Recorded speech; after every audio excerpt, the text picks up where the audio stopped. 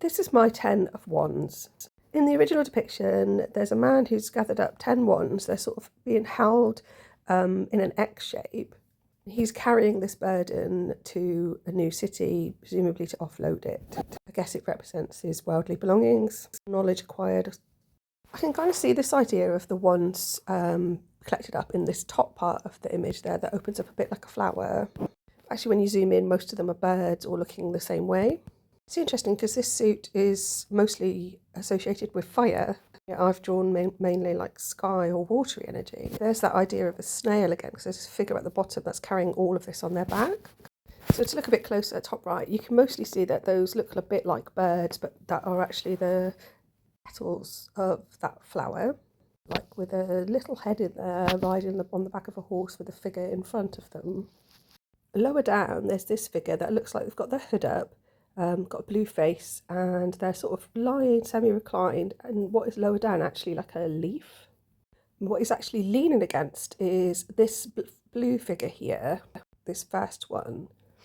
She's really tall, she's got a blue cloak on with a hood up, some sort of white thing on the top of it. I don't know what that would represent. And what's interesting is that against her is almost like a bit of a fence. It ends up forming this sort of sideways letter A, which I talked about the other day in hieroglyphs means hoe, but actually not in the derogatory sense. It actually means something like beloved and would be spelt MRJ or MR. We could get Mary from that.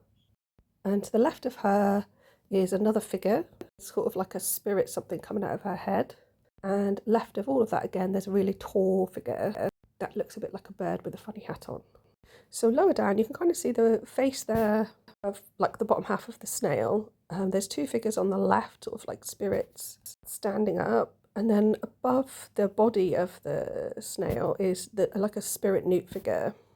You can kind of see that leaf that the person who's like lying semi-reclined is in. Kind of see that as like the tree of life, divine symbolism. And also coming out sideways from there is what looks like a baboon. It ends up having like a penis-shaped face. So I think this one represents movement as well. But instead of that one person being burdened with carrying all of those wands, these people are having a chance to relax on the back of this Milky Way snail. And it's like one big happy family there, all getting ready to unpack their stuff at their destination.